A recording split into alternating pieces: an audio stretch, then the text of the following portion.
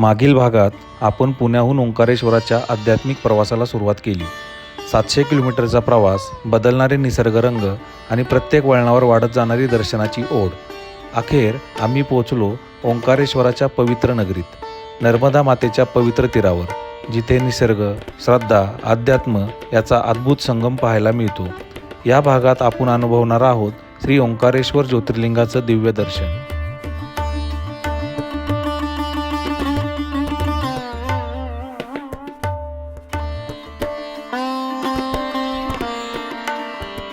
प्रत्येक प्रवास फक्त एका ठिकाणी पोहोचण्यासाठी नसतो. काही प्रवास स्वतःला शोधण्यासाठी असतात. थंडगार वारा, निसर्गाची शांतता आणि कानावर पडणारा दूरवरचा मंदिरातील घंटानाद. आजचा प्रवास आहे त्या भूमीकडे जिथे प्रत्येक श्वासात भक्ती आहे, प्रत्येक पावलावर इतिहास आहे, जिथे हजारो वर्षांपासून श्रद्धा अखंड वाहते आहे. ही पहा, समोर वाहते पवित्र नर्मदा.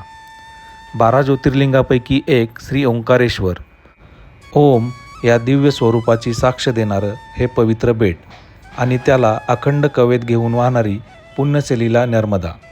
असं म्हणतात, नर्मदेचं केवळ दर्शनही मन शुद्ध करतं आणि ओंकारेश्वराचं दर्शन आयुष्याला नवी ऊर्जा देतं. चला, आज आपण अनुभवूया महादेवाच्या दिव्य उपस्थितीचा अविस्मरणीय प्रवास.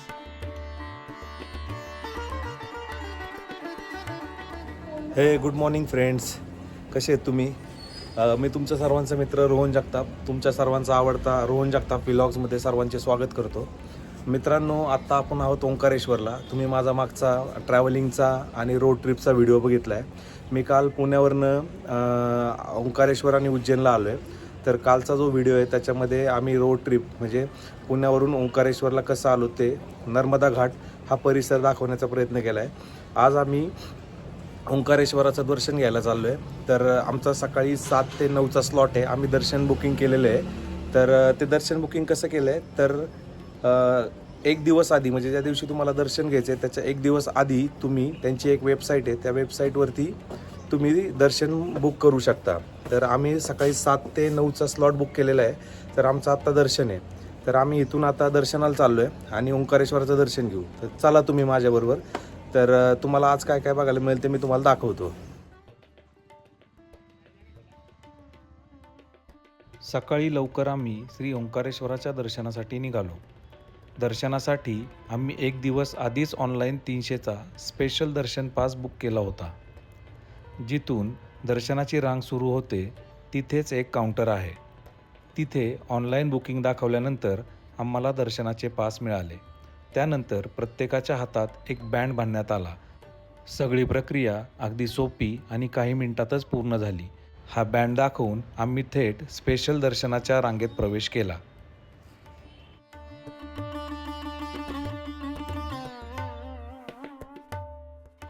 दर्शनासाठी पुढे जात असताना सर्वप्रथम आम्हाला प्राचीन विष्णू मंदिर लागलं.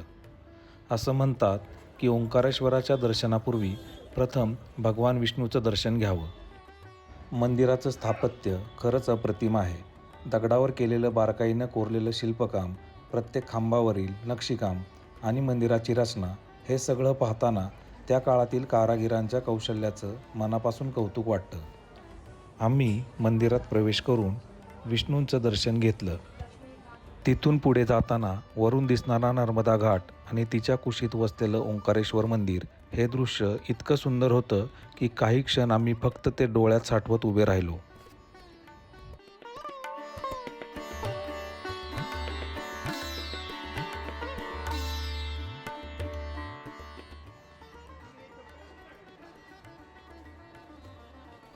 विष्णू मंदिराचं दर्शन घेऊन आपण ब्रिजवरनं सरळ चालत चालत पुढे प्राचीन ब्रह्मेश्वर मंदिराच्या इथे आलो. तिथे आपण दर्शन घेऊ. आता आपण इथून डाव्या हाताने सरळ खाली जाऊन आपण चाललेलो आहोत ओंकारेश्वराच्या दर्शनासाठी. सरळ पुढे गेल्यानंतर आपल्याला एक एंट्री गेट दिसते. तिथून आपण ज्यांना बँड घातलेले आहेत त्यांनाच प्रवेश दिला जातो. आपण एंट्री केल्यानंतर आपल्याला समोर दिसतो तो झुला ब्रिज. त्या झुला ब्रिजवरून आपण सरळ सरळ ओंकारेश्वराच्या दर्शनासाठी जात आहोत. ज्यांचे VIP दर्शन आहेत त्यांनी JP चौकातून इथं झुला ब्रिज आहे, त्या झुला ब्रिजवरून चालत जाऊन पुढे 15 ते 20 मिनिटातच दर्शन होतं. तर आता आपण झुला ब्रिजवरती आहे बघा.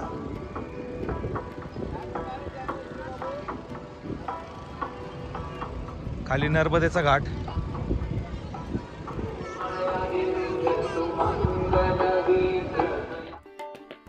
ओंकारेश्वराचं दर्शन घेण्यासाठी त्या तटावर जायला आपल्याकडे 2 पर्याय असतात. एक म्हणजे बोटीने आणि दुसरे म्हणजे या झुलता ब्रिज आहे त्याच्यावरून चालत जाऊन आपण दर्शन घेऊ शकतो. हे बघा मित्रांनो, हे आमचे दाजी आहेत. ती बहीण आणि स्मिता, आम्ही 4 जण आता ओंकारेश्वरच्या दर्शनाला चाललोय. तर आता एक 15-20 मिनिटातच मंदिर येईल आणि आपण दर्शन घेऊन पुढं तुम्हाला दाखवतो की काय काय दाखवता येईल.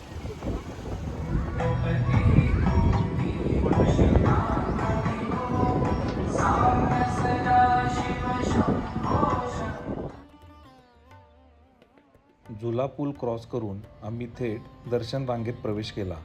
जर तुम्ही मंदिर पाहत असाल तर या मंदिराची रचना खूप अनोखी आहे.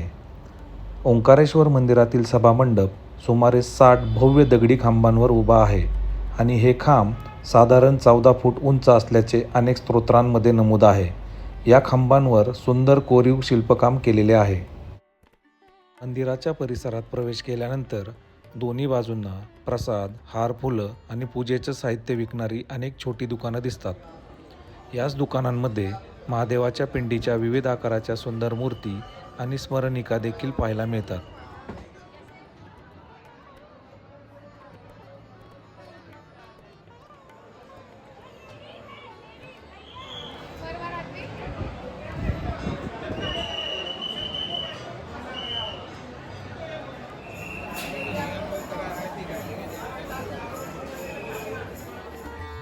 मंदिरात प्रवेश करताच माझं लक्ष वेधून घेतलं ते इथल्या अप्रतिम कोरीव कामाने. प्रत्येक दगडी खांब, प्रत्येक भिंत आणि प्रत्येक नक्षी इतक्या बारकाईने घडवली आहे की काही क्षण मी फक्त तेच पाहत राहिलो.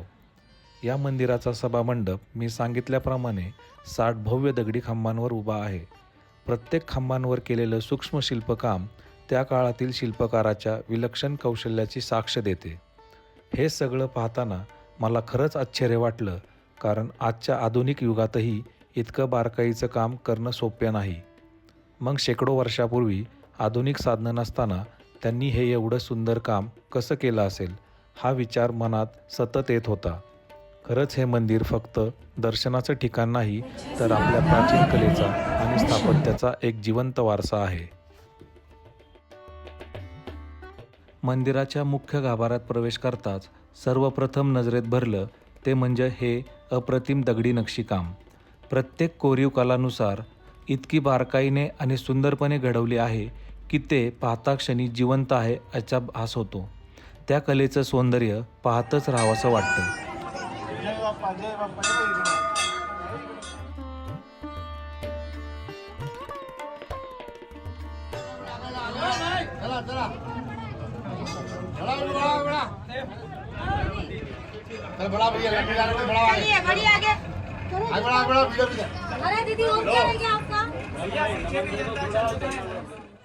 साधारण 15 ते 20 मिनिटाच्या प्रतीक्षेनंतर अखेर आम्हाला श्री ओंकारेश्वर महादेवाचं दर्शन झालं. दर्शनाचा तो क्षण शब्दात सांगणं खरंच कठीण आहे. मन अगदी शांत झाल्यासारखं वाटत होतं. मंदिरात फोटो आणि व्हिडिओ काढण्यास अधिकृत परवानगी नव्हती, मात्र अनेक भाविक काही क्षण कॅमेऱ्यात टिपत होते. त्यामुळे मीही या सुंदर आठवणी माझ्या व्हिडिओमध्ये जपून ठेवल्या. मनोभावे महादेवाचं दर्शन घेतलं आणि खरं सांगायचं तर त्या पवित्र वातावरणातून बाहेर पडावंसंच वाटत नव्हतं. मित्रांनो, आत्ताच आम्ही ओंकारेश्वराचं दर्शन घेऊन बाहेर आलोय. 1 नंबर दर्शन झालं. कसं झालं सायली दर्शन? सायली दर्शन कसं झालं? बुकिंग असेल आधी तर 15-20 मिनिटातच दर्शन होतं, नाही तर आपल्याला 4 ते 5 तास आरामात लागणार. जर तुम्ही प्री बुकिंग जर करून आलात तर तुमचं दर्शन 15-20 मिनिटात होईल, नाहीतर तुम्हाला 5 ते 6 तास दर्शन लागतात दर्शनाला. आणि प्री बुकिंग पण काय नाही, ऑनलाईनच बुकिंग करायचे. गव्हर्नमेंटची इथली साईट आहे, त्या साईटवरती जर तुम्ही गेलात 1 दिवस आधी दर्शन बुकिंग ओपन होतं. 300 रुपये पर पर्सन आहे, तर 15 ते 20 मिनिटातच दर्शन होतं. खूप भारी दर्शन होतं. तर आणि जे फ्री दर्शनाला आले ते 5-5, 6-6 तास दर्शनाला लागतात त्याला. त्याच्यामुळे बरं आहे की आम्ही बघा आता 7:30 प्लॅनिंग करून यायचं. आम्ही बघा 7 वाजता आत गेलो दर्शनाला, आता 7:30 वाजलेत बाहेर पण आलो दर्शन घेऊन. आणि इथं खूप सकाळी पहाटे 4 वाजल्यापासून लोक दर्शनाला लागलेले. आणि आता उन्हाळा असल्यामुळे आणि खूप गरमी आहे, खूप म्हणजे खूप गरमी येते. तर चला आता आपण झुलता पूलवरून परत चाललोय. आता रूमवर जाऊयात, आवरूयात आणि आता आपण उज्जैन महाकालला जाऊयात. तुम्हाला दाखवतो प्रवास मी. झुला पूल येथून बाहेर पडल्यानंतर आपल्याला अनेक छोटी छोटी दुकानं दिसली, ज्याच्यामध्ये रुद्राक्षाच्या माळा, हार, फुले, तोरण, डमरू व सुंदर व सुबक महादेवाच्या पिंडी दिसल्या.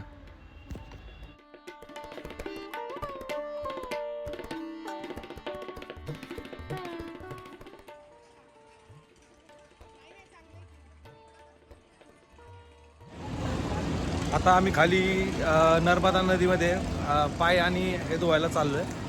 तर चला तुम्हाला दाखवतो. माझ्या मागे बघा हे मंदिर.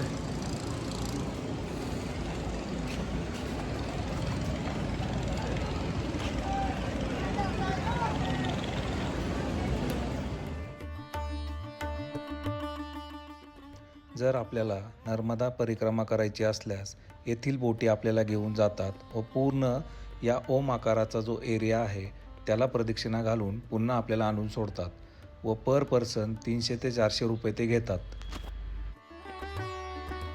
महादेवाचं मनोभावे दर्शन घेतल्यानंतर आम्ही नर्मदा मातेच्या पवित्र जलात पाय धुतले आणि काही क्षण तिथे शांतपणे घालवले. त्यानंतर हॉटेलवर परत जाऊन आमच्या पुढच्या प्रवासाची तयारी केली. आता आमचा प्रवास सुरू होणार होता उज्जैनच्या श्री महाकालेश्वराच्या दिशेने. तो सुंदर प्रवास आणि महाकालचं दिव्य दर्शन तुम्हाला पुढील भागात पाहायला मिळेल. तोपर्यंत हर हर महादेव.